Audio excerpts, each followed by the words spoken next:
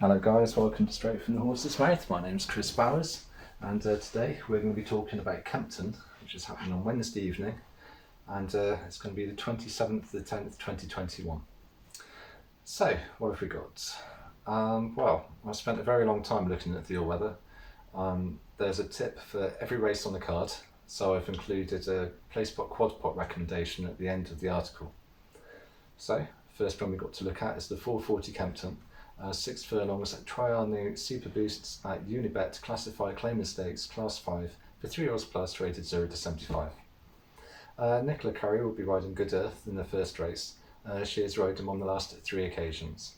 The 4-year-old gelding burst a blood vessel last time out, so can be excused the poor performance. He probably would have won the race before that if he had not had an awkward start, as he only lost by half a length when carrying £1 less than Wednesday's weight. It may have been a Class 6, but they ran a decent time that day. He won the race before that, so you can see the last run can be discounted as unfortunate. So, that's Good Earth. Win, 72, bet 365, best odds guaranteed. 515 Kempton. 6 furlongs Unibet Extra place offers everyday nursery handicap, Class 5 for 2-year-olds, rated 0 to 75. The impeccably bred Olympic Eagle is by Glen Eagles, whose progeny win 17% of the races they compete in as 2-year-olds. He is by Galileo and Stormcat. Galileo and Stormcat were 2 of my favourite horses ever. Stormcat gives frightening acceleration and Galileo gives stamina and speed. The dam sire Exceed and Excel was an excellent sprinter. The reason I'm talking about all this is it shows that really the Olympic Eagle would need somewhere between 6 furlongs and a mile as his career progresses. He has raced purely over 6 furlongs so far and was just beaten last time out into 4th. He only lost by 3/4 of a length and the race was in a good time for soft going. I think he can go one better on Wednesday. Adam Kirkby gave him a great ride last time out and is in the saddle again this time. He is in good form with a 19% win rate over the last 14 days. That's Olympic Eagle. Win 5 to 1 with William Hill. The next race, the 545 Kempton. 7 furlongs Unibet New Instant Roulette Novice Stakes, Division 1, Class 5 for 3-year-olds plus. Great Hunter ran green in his first race and came 3rd. The penny had dropped by the time he hit the racetrack for the second time as he won the Class 5 6 furlong novice race. He set a good time and won by 3 3/4 lengths. Both of his runs were on the all-weather. The Dark Angel influence makes me think he should get standard to slow, and I wish the progeny statistics showed the results for the different types of all-weather surface. Oisin Murphy is in the saddle and having the champion jockey on board is a definite plus in the horse's favour. Saeed bin Sroor is the trainer and has a 25% strike rate at Kempton this season with 5 wins from 20.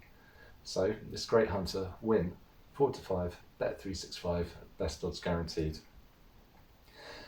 The next race is the 615 Kempton, 7 furlongs Unibet New Instant Roulette, Novice Stakes Division 2, Class 5, 3-year-olds plus.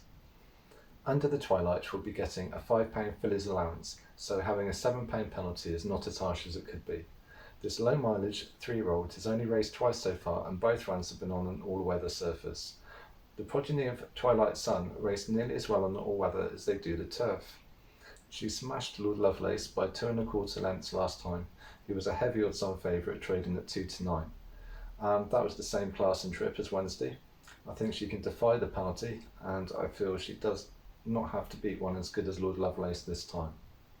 Under the Twilight, win 15 to 8, bet 365, best odds guaranteed. Next race, 645 Kempton. 1 mile, Unibet Casino deposit, £10 get £40 bonus handicap. Class 5 for 3-year-olds plus, rated 0 to 70. This progeny of Vivrage Florence Street should be fine on a standard to slow, as she has a good... I'm going to say that again. This progeny of Vivrage Florence Street should be fine on standard to slow, as she had a good run on the surface earlier in her career. There is a good chance she would have won her last race if she hadn't bumped her over 1 furlong out. Even with the bump, she was only half a length behind as she recovered from it well. That was a 1 mile Class 5 fillies handicap. She raced off the same mark on Wednesday as the handicapper has been lenient with her. Oisin Murphy rides her for the 5th time, so should be familiar with the horse. The best result he had on her so far was a 2nd place in a 14-runner handicap which was a Class 5 at Newbury in July. Andrew Boulding, the trainer, has a 21.3% strike rate at Kempton and hopefully can add to his tally here. That's Florence Street, win 13-2 William Hill. The next one we're going to look at is the 7:15 Kempton. It's 1 mile, 4 furlongs. Unibet Extra place offers everyday handicap Class 3 for 3-year-olds rated 0 to 95. To start with, I like Naden, so the horse should be considered a danger to my eventual selection, Bandinelli. Bandinelli won his last race for fun and seemed to really enjoy himself, and the handicapper has lost the plot if he thinks a £3 rise will stop him here. He won the Class 3 1 mile 6 furlong race with a gritty display proving his stamina on tap. He is having a great season, having won 3 from 5 runs. He drops back down in trip to 1 mile 4 furlongs for this, which is no concern as he appears to be the fuller package and has speed as well as stamina. He can turn the tables on Marshall Plan. He beat him earlier in the year by 1 3/4 lengths, as he is carrying £9 less this time versus Marshall Plan compared to that occasion. Charlie Appleby has a 33.3% strike rate in the last month at the time of writing, and Adam Kirkby is in the saddle with a 19% strike rate, as already mentioned, in the last 14 days. That's Bandinelli win 7-2, bet 365, best odds guaranteed. You can see I've been quite busy here. The next one is the 7:45 Kempton. It's 1 mile 4 furlongs. Try our new price boosts at Unibet Handicap, Class 5 for 3-year-olds plus, rated 0 to 70. Sunny Day in May gets the nod here.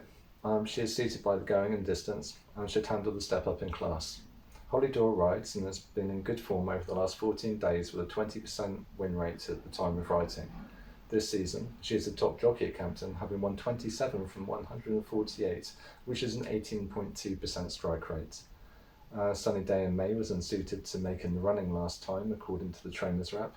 The run before she was hampered, but still won comfortably, which suggests the £7 rise she received was fair, bearing in mind she finished in front by 4 1/4 lengths.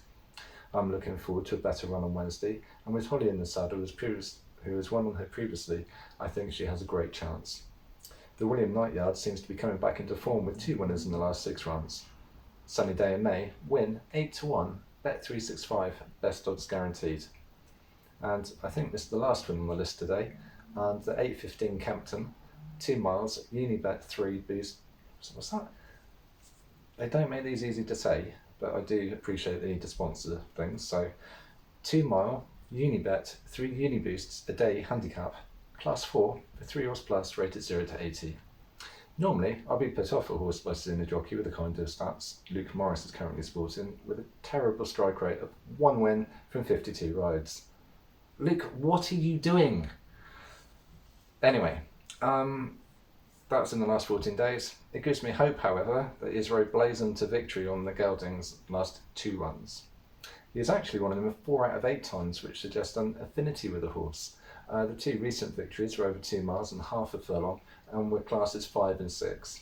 Both the runs were on the all-weather, and he was fine on both standard and standard to slow. He was staying on nicely at the end of his last run, and I don't see an extra £3 spoiling his fun. This is Blazon, win 9-2, bet 365, best odds guaranteed. The place pot, we have 4:40 Good Earth, 5:15 Olympic Eagle, 5:45 Great Hunter, 6:15 Under the Twilight, 6:45 Florence Street, 7:15 Bandinelli. The quad pot, we have 5:45 Great Hunter, 6:15 Under the Twilight, 6:45 Florence Street, and 7:15 Bandinelli. Okay, so that's every race tipped. That's the place pot and the quad pot. I've been very busy. There was actually a video for yesterday because I wrote up. What is it today? Is it Newcastle? I'd have to check. But basically, I wrote it up and I put it onto the website and I shot a 10-minute video. And then it started raining really, really, really badly, and I wasn't actually able to walk up here to put it on. By this morning, it was too late, and it was already time for me to be writing this one up, which I researched late last night and early this morning. So. I've only seen 2 of the races so far, actually, that happened, and I am just going to quickly check it was Newcastle. I'm sure it was. I just want to, yeah, it was.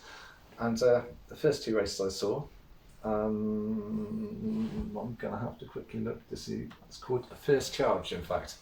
One at 72. But I was really, really pleased with that one. When I looked at the form for First Charge, it actually looked like pretty much a different class to the other horses, so I was really pleased that it won today. And the other one was, I can remember the colours, but I can't remember the name of the horse. Blimey.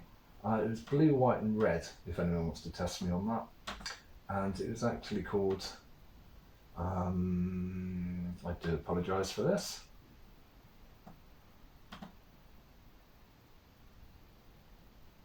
There we go.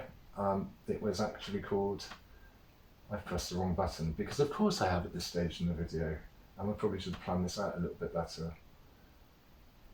So, that was called Tommy R. And Tommy R, when I looked at the form, he only just lost the time before, and it was pretty much repeat performance today. He only just lost again. At some point, hopefully he'll win. What I've decided to do is I'm going to be pretty much honing in on the all-weather.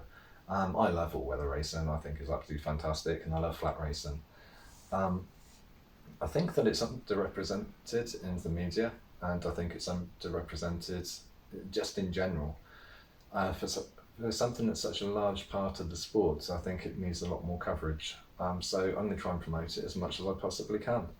From my point of view, it makes a lot of sense, because if I'm tipping the jumps are notorious for being called off first thing in the morning, last thing at night. But basically, after I put a video, I can imagine working hard, putting a video up, and then it being cancelled and me having wasted my time. So it makes sense to me to actually be doing stuff for the all-weather. And the all-weather championship is absolutely fantastic. It's come on a really long way since 1996 when it first started. I think there was, and correct me if I'm wrong, I'm sure you will, pretty sure there was Lingerfield, there was Wolverhampton and Southern, and they had something called Fibre Sand, which was okay to race on, but something that did tend to happen was a lot of kickback. And then around 2004, I think it was, and again correct me if I'm wrong, I'm sure you will, Lingfield, I believe, got a polytracker to Peter surface, a different surface, which everyone else followed suit because they realised it's better than the Fibre Sand. The quality of the horses has been coming up massively over the last 20 odd years. The prize money's come up absolutely loads. The makeup of the races has improved. Just the whole sport is really coming on leaps and bounds. And in April, we'll have the accumulation of the All-Weather Championship.